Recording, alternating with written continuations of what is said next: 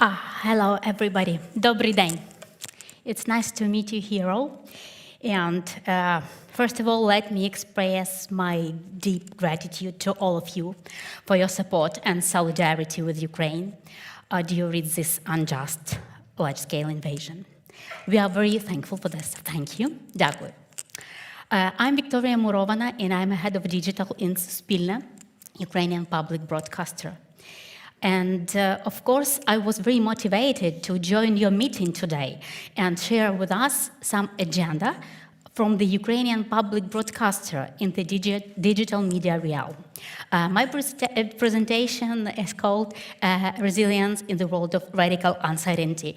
For us, it means in the world of war, real and digital. And now I'd like to show you some slides, and then we can talk.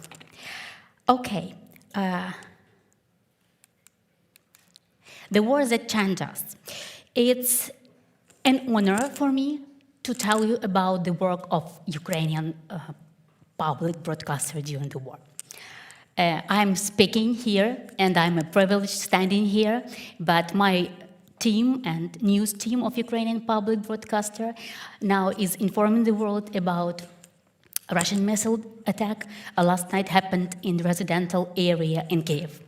And the war and the most critical circumstances show the role of public broadcaster.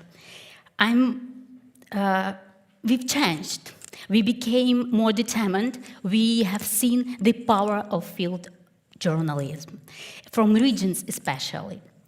And in critical moments, getting news and stories from the front line, producing news from basements, sometimes with no access to Wi-Fi, with limited access to electricity.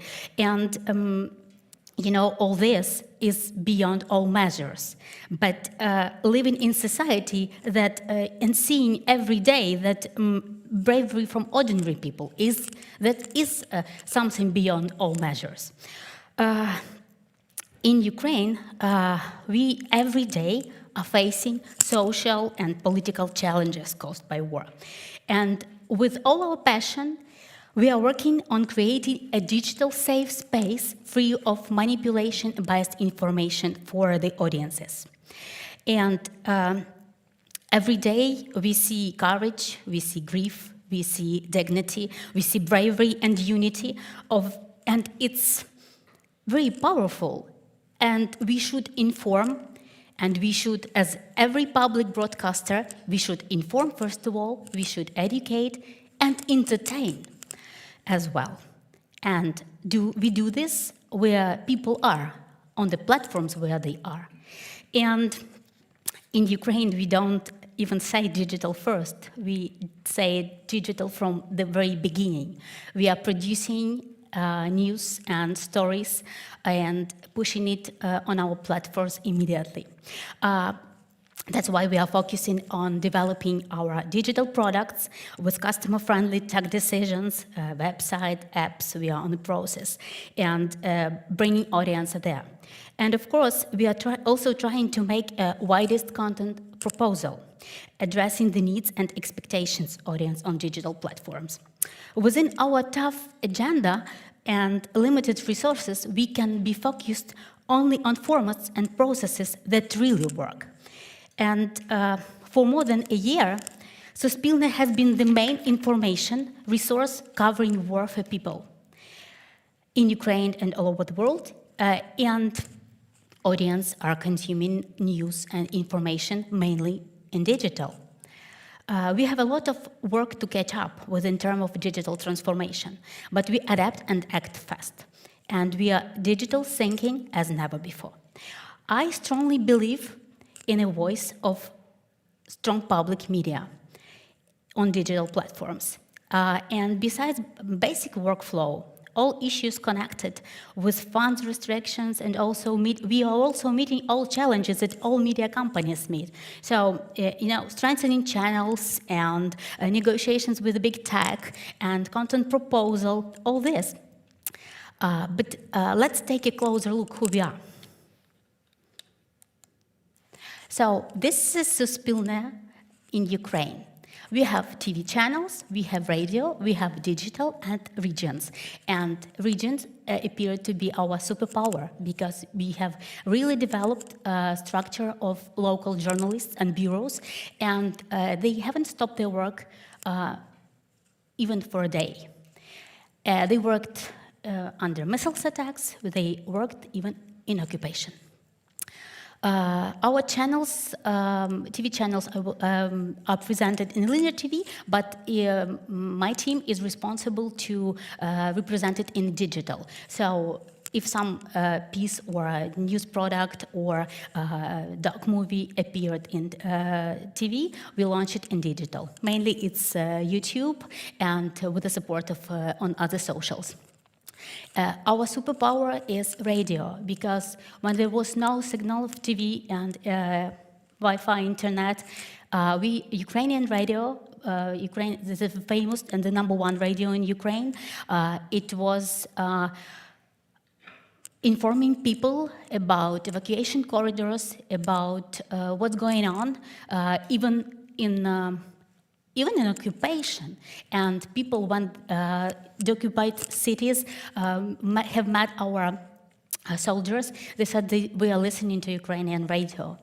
And we have a very strong website that consists of three parts: Suspilne Sports, Suspilne Culture, and of course news. It's #1, because informational agenda is #1, of course, for us. And we have 23 regional TV, radio, and digital channels in each city, big city of Ukraine, except those who are under occupation. We also have a coordination center of national minority, socially important content, academy for teenagers, children broadcasting channel, and I will stop on it because it's one of my favorite projects, because I've launched it in Suspilne 3 years ago, because it was no children's content before. We have even academic orchestra and the folk popular music, and trio of bandura players, symphony orchestra, and academic choral chapel. So that's the structure, but all these channels are in digital. So if we have radio, we have podcasts that are very popular in the top 5 in Ukraine. If we're speaking about linear, I've said, and all content that is produced by our other teams is represented in digital. With the beginning of large-scale invasion, we've faced technical difficulties. You all seen these images when the missile attack hits our tower, and in the March of 2022. And the city of regional branches and TV transmitters and jamming of satellite signal information, and all these things affected a lot the work of public broadcaster. But it also raised a response, because we created a backup centers in Lviv and Uzhhorod, and we evacuated people from the Pencil Tower, and it was a Pencil, our office, near this tower, and creation of regional broadcasting centers or bureaus. We also faced political difficulties, military censorships, but it also, on the other hand, we have a compliance of journalistic standards. And really, what is superpower of Suspilne is a personal responsibility, because we all recognized that who public service media is, really, and personal responsibility of journalists was very high. Suspilne is a part of national marathon. It's all media company united and informing people in Ukraine what's going on. And we have 6 hours live per day from Suspilne in the radio as well. And we have a widest local network of reporters. We have also on regional digital channels 12-hour news marathon and TV channels, news marathon, and informing people as well. We have never had a radio marathon. It's it's very powerful, and thanks to the AMA signal, Ukrainian radio was almost the only source of information.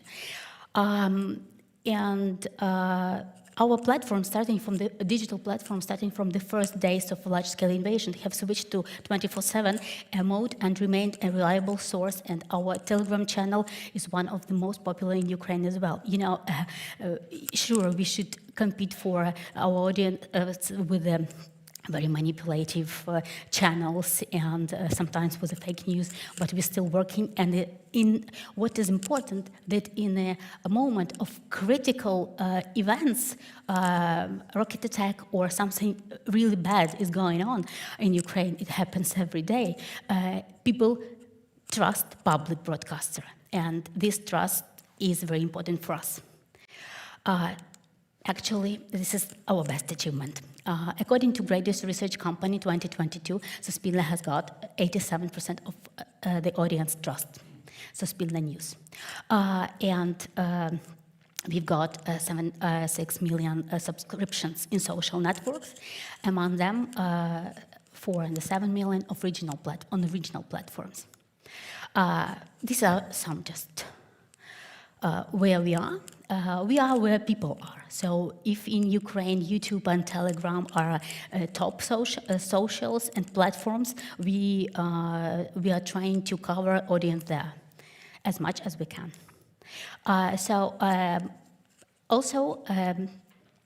Our team is producing digital content, trying to satisfy all needs of audiences, because people cannot live only in a news agenda. It's very difficult. And our team is producing different kind of vlogs, docs about immigrants.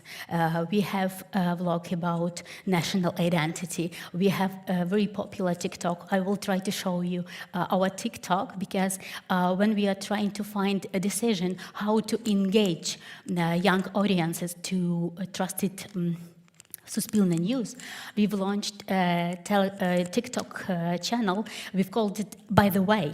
And by the way, in Ukraine, it's Do Rechi. And for 3 months, it has got 100,000 subscribers and millions views and likes. And there we are unpacking or rethinking and explaining news to young audiences. And it appeared that many our news videos and pieces became viral.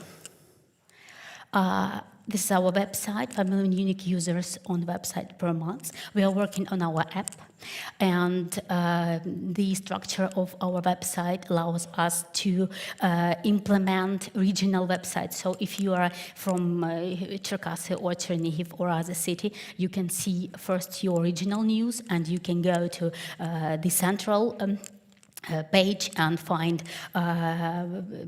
big news for all over Ukraine. And sports appeared one of the most popular sources in Suspilne, and people are very engaged. And culture as well. We have a renaissance of Ukrainian culture, and young audiences and teenagers are deeply involved or rethinking who we are, of national identity, of Russia still in Ukrainian culture, and they are researching, and they are talking to us in our socials, and we are very proud of it. Yes, we've launched 2 years ago YouTube channel Brobox. It has animation series, and actually, with the help of our partners, we've launched 2nd season of animation series Toto. You can see here, it's about Ukraine and the war in Ukraine. It's very delicate integration of very sensitive topics about empathy, about war, about grief, about loss, about exception kids with prosthesis. And all this, we've launched it on our YouTube channel, and it has really got really great coverage. We've got millions of views, and 2nd season turned to be very successful because interest to Ukrainian content is very huge. And Yes, for this year we've got 8 million views for these first months of 2023. And it was our spontaneous decision, very cheap in production, but we've launched therapeutic audio tales, brave tales for kids about, you know, how alert works, how you should pack your alert backpack, or how support kid when there is no chance to get electricity and to show animation. You can listen, download and listen this audio tale, and very famous Ukrainians, Yulia Saina from Hardkiss, a very popular Ukrainian singer, was the voice of one of the these tales. Because behind all our products, we still think about people, we see people, and we see that there is always place to talk about support, about human rights, and all very important humanistic things. And Eurovision was real great for us 2022, and it was real success, and this year it was very successful as well. It was successful on TV and was extremely successful in social media, and each time it shows us that people need entertaining content as well. They need it because they can't live in informational agenda always. So I'll try to show you our small TikTok from Eurovision because it was not a song, it was our host was very engaging, and she asked people, singers, participants from other countries, how is victory in your language? Can I ask you to show us TikTok about Eurovision? It's our TikTok.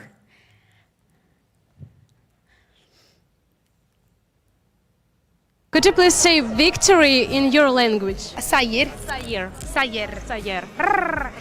La victoire. La victoire. La victoire. Pobeda. Pobeda. Yes. Uzvara. That would just be victory. Let's go with victory. What's victory in Irish? Bua. How?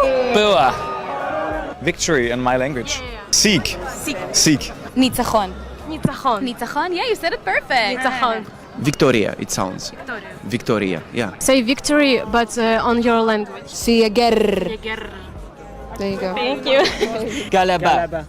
Galaba. Galaba, yes. Galaba. Vittoria. Vittoria. Vittoria. Vittoria, Vittoria. Voitto.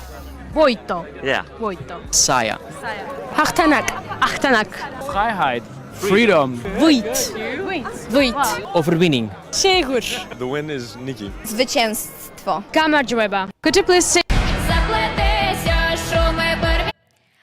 So that's it, and you know it became viral, and many people talk about it, and there were short questions on the street, and people came to our delegates and support Ukraine, and it was very. It was very supportive for people in Ukraine to feel the support. And another TikTok, what I'm very proud of, because it's really a news one. Can you please turn on the Reggie TikTok? Yes. So we are telling stories from a front line. Ось в стороні Бахмут виходить, там горло в Казані. І вони ж хочуть сюди. Всі Херсона ми тут. У нас не було жодної ротації. Всю дорогу в боях, в боях, в боях, в боях, в боях і в боях. Я пішов, 28 приходжу, кажу, я інвалід, туди-сюди, ну, люди вам треба, кажуть, ну давайте на пару днів, поки люди підтягнуться. І цих пару днів, от іде. Вже год. Вже год і пару днів.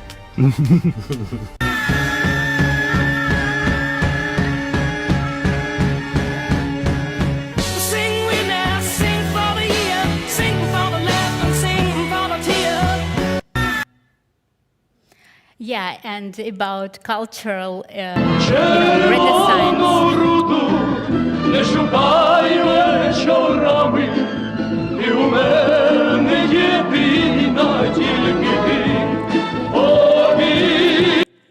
Thank you. Actually, it shows that the interest of society, young audiences, is very high, and their commentaries and discussions what we have on in our platforms show that we are really influence them.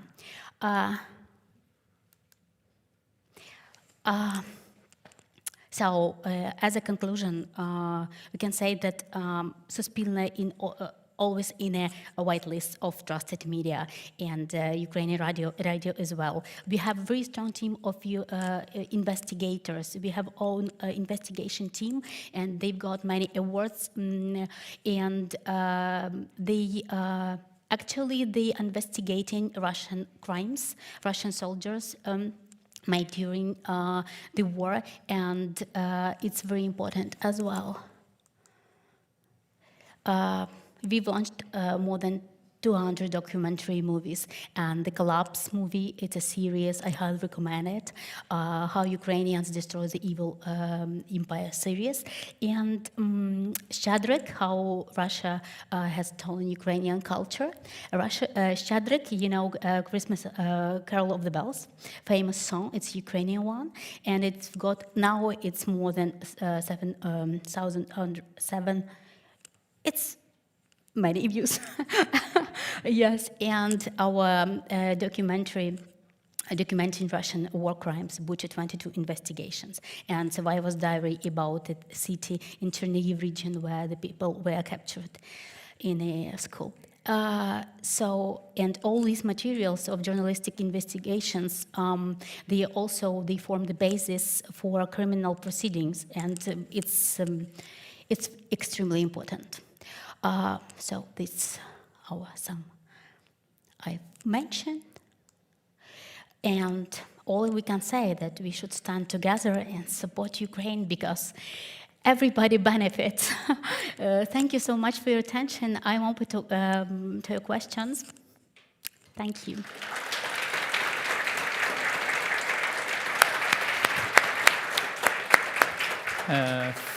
Thank you very much, Victoria, for this very interesting insight on what the media can do in such a situation. So, questions, please.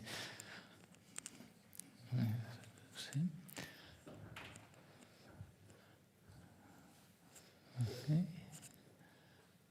This was on there, yeah? Thank you.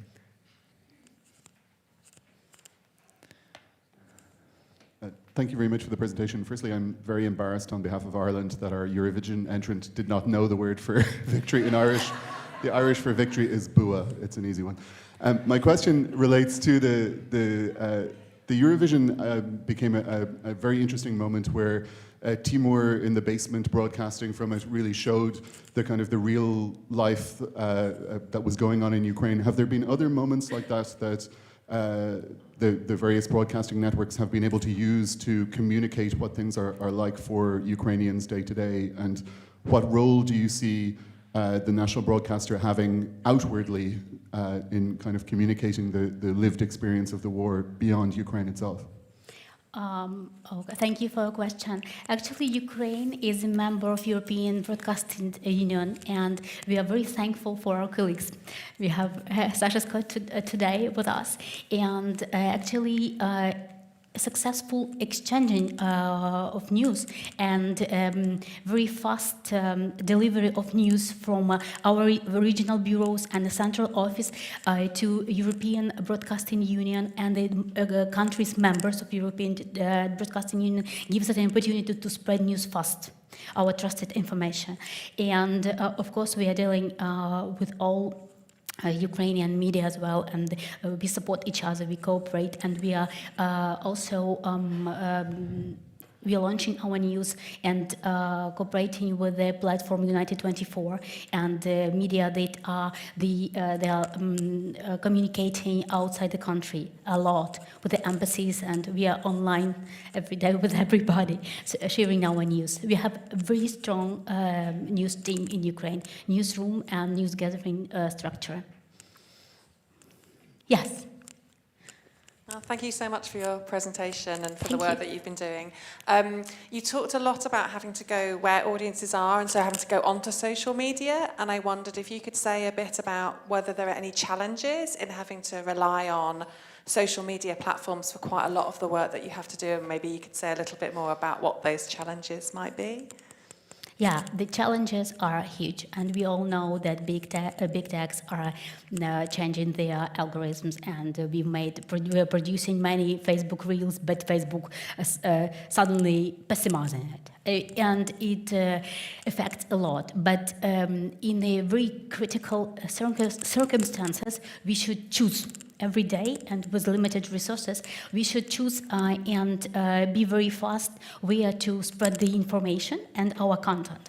Unfortunately, we have now well developed our app, because Suspilne, as it is now, is very new. It was after reform. It was made in 2017, so it's very young.